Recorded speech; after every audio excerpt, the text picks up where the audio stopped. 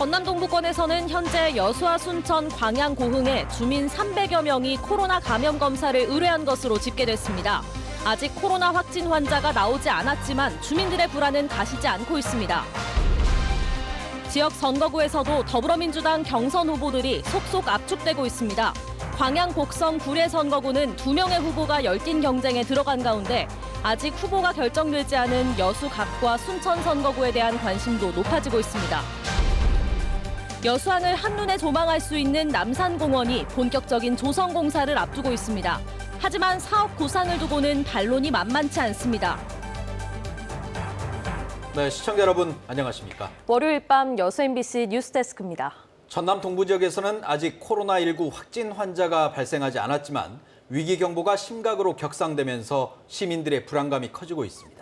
자치단체는 지역 방문객들의 발열 여부를 확인하고 공공행사를 취소하는 등 대응을 강화하고 있습니다. 강서영 기자입니다. 광주에 거주하는 210번 확진자가 방문했던 고흥 지역. 확진자가 방문한 지 며칠이 지났고 접촉자 모두 음성 판정을 받았지만 그 여파는 아직 가시지 않았습니다. 고흥에서 가장 번화한 녹동항 거리는 보시는 것처럼 평소보다 한산한 모습입니다. 확진자 방문 식당과 일부 식당은 영업을 중단했고 영업 중단으로 인근 상인들은 경제적 어려움을 토로하고 있습니다. 확실히 손님이 좀 줄었나요? 아, 그렇죠. 식당이 잘 돼야 방앗간에 참기름도 잘 팔리고 그러죠. 사람이 뭐 장사가 안 된다고 봐야죠. 현재까지 여수와 순천, 광양, 고흥에서는 주민 300여 명이 코로나 감염 검사를 의뢰한 것으로 집계됐습니다. 이런 가운데 210번 확진자 접촉자 외에 신천지 대구교회를 방문한 전남도민 4명 모두 음성 판정을 받으면서 전남 동부권에는 아직 코로나 확진자가 나오지 않고 있습니다. 하지만 전국적으로 코로나 대비 단계가 심각으로 격상되면서 시민들은 불안감을 감추지 못하고 있습니다. 불안한 마음은 다 있지. 사람들이 너무나 많이 객기에서 온대라 얘가. 여수시는 코로나 확산에 대비하기 위해 지역 신천지 교인 명단을 요구하고 있지만 교회는 개인정보라는 이유로 사전 공개를 꺼리는 것으로 알려졌습니다. 여수시는 신천지 교인의 경우 유증상자에 대해서만 코로나 검사를 실시할 예정이라고 밝혔습니다. 또 대구에서 여수로 온 모든 버스 승객들의 발열을 체크하고 다중이 모이는 공공행사나 지자체 사업은 잠정적으로 취소하겠다고 여수시는 덧붙였습니다. 접촉자라든지 유증상자의 지역 내 유입이 차단될 수 있도록 더 방역 활동을 강화하겠습니다. 지역 보건당국은 시민들에게 대구나 청도 등 확진자가 많은 곳에 방문을 자제하고 손 씻기와 마스크 착용 등을 통해 개인 위생을 철저히 해줄 것을 당부했습니다. MBC 뉴스 강서영입니다. 코로나19 확진 환자가 급격하게 확산하고 있는 가운데 국립여수검역소에서도 진단검사가 이뤄집니다. 그동안 도내 코로나19 진단검사는 전남보건환경연구원과 타 지역의 검사기관에서 이루어졌습니다. 전라남도는 이번 검사기관 확대로 전남 동부 지역의 신속한 진단검사와 확진자들에 대한 빠른 대응이 가능할 것으로 전망하고 있습니다. 순천 성가롤로 병원에서 숨진 뒤 코로나 검사를 받았던 80대가 음성으로 판명됐습니다. 이에 따라 병원 측은 응급실의 임시 폐쇄 조치를 해제하고 정상 운영하기로 했습니다. 한편 광양에서 이송되다 숨진 80대는 사후 검사에서 폐렴 증상을 보였으며 병원 측은 오늘 오전 전남보건환경연구원에 코로나19 진단검사를 의뢰했습니다.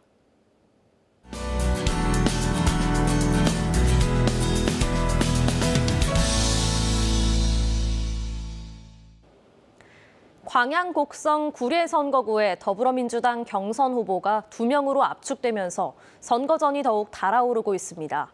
도내 다른 선거구와 마찬가지로 민주당에 대한 지지세가 강하지만 과거 선거에서 이변이 속출한 만큼 후보들 간의 치열한 경쟁이 예상됩니다. 문형철 기자입니다.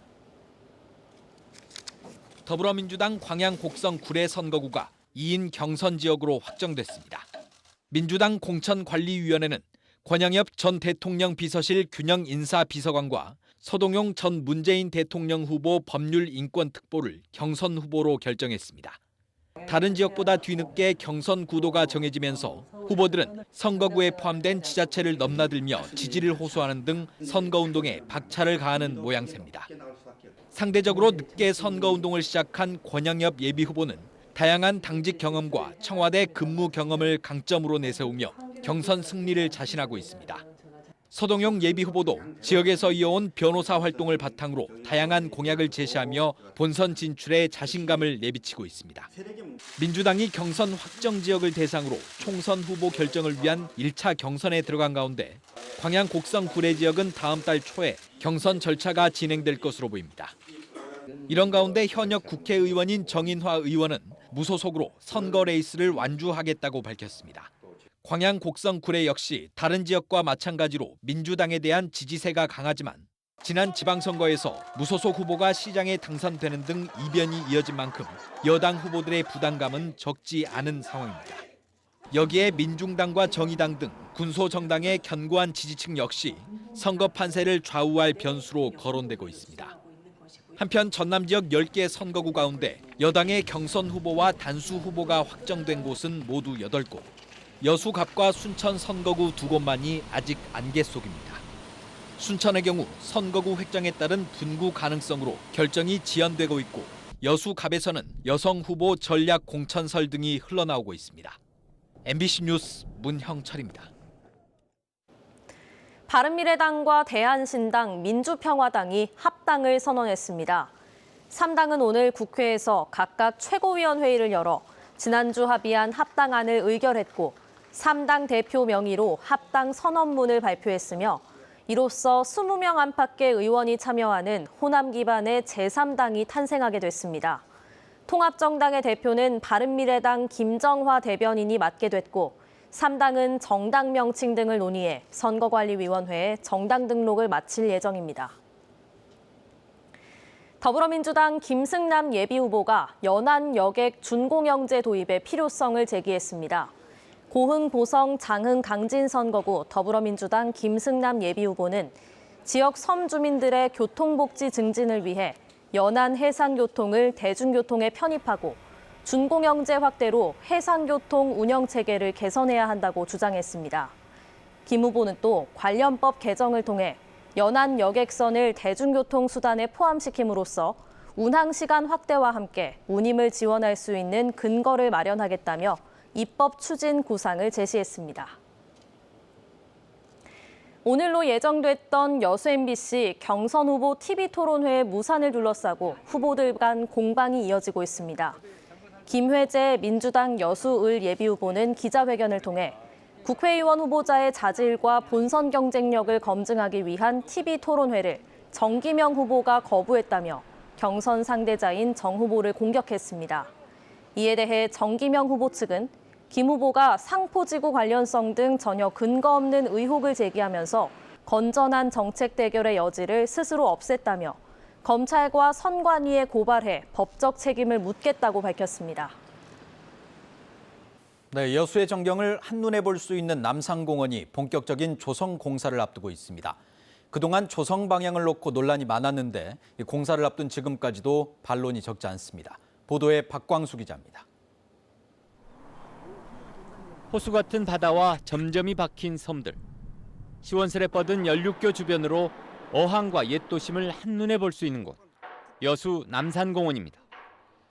여수시가 이곳을 앞으로 1년간 도심 근린공원으로 조성하겠다며 청사진을 내놓았습니다. 야외미술 전시장과 전망 카페가 들어설 공간이 확보됐고 야생초 화원과 정원, 숲등이 조성되고 추가 진입로와 주차장을 만들어 접근성도 높일 예정입니다. 즉 시민들이 가까워서 자주 찾을 수 있는 쉽게 방문할 수 있는 그런 공원을 도심 근린공원이라고 합니다. 그래서 그 방향으로 그대로 나아가는 것입니다. 하지만 사업 구상을 두고 반론도 거셉니다. 지난해 치열한 논란 끝에 상업적 관광시설까지 거부했던 시민적 기대치에 전혀 미치지 못했다는 겁니다. 좀 더 시간을 갖고 평범한 도심 근린공원의 형태를 넘어 여수를 상징할 수 있는 기념비적 자연공원을 조성해야 한다는 주장입니다. 공원 조성 계획을 놓고 열린 최근 시정자문위원회에서도 국내외 공모를 통해 설계안부터 다시 마련해야 한다는 요구가 거셌습니다. 지금 공원가에서 속도 있게 나가는데 이것은 안 됩니다. 이거는 백자시키고 다시 재논의를 해야 할 것으로 저는 생각합니다. 하지만 여수시는 공원 입지가 제한적이고 행정 절차상의 한계도 있어 재고는 어렵다는 입장. 다음 달 중순부터 공사에 들어가 내년 하순부터는 공원을 개장한다는 계획이어서 이견이 반영될 여지가 있을지 주목됩니다. MBC 뉴스 박광수입니다. 코로나19 확산을 막기 위한 교육부 방침에 따라 도내에서도 1,300여 곳의 교육시설이 개학을 연기하기로 했습니다. 전라남도 교육청에 따르면 도내 국공립 유치원 540곳과 초중고등학교 822곳이 개학을 일주일 연기했습니다. 교육청은 개학 연기로 인해 맞벌이나 저소득층 가정이 어려움을 겪을 것으로 보고 대책을 논의하고 있습니다.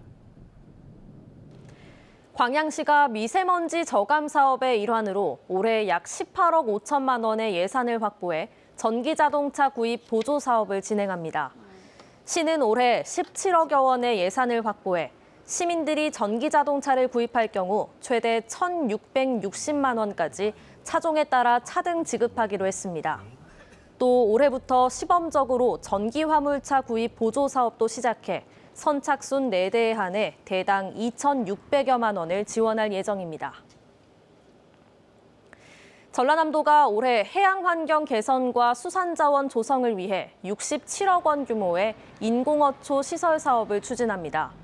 전라남도는 기후변화와 자원 남획 등으로 황폐화하는 바다를 되살리고 수산생물의 산란장과 서식장을 조성하기 위해 오는 11월까지 67억 원의 사업비를 투입해 여수시를 비롯한 6개 시군 230헥타르 면적의 인공어초 시설 사업을 추진합니다. 한편 전남도는 지난 1971년부터 인공어초 설치 사업을 시작해 지난해까지 도내 해역 4만 6천여 헥타르에 30만여 개의 어초를 설치했습니다. 전남형 농어민 공익수당 신청 접수가 다음 달 6일까지 연장됩니다. 전라남도는 전남형 농어민 공익수당의 도입과 지급을 위해 당초 지난 21일까지 신청 접수를 받기로 했지만 코로나19 확산으로 농어민들의 외부 출입이 감소하고 올해가 시행 첫 해인 점을 고려해 다음 달 6일까지 접수를 연장하기로 했습니다.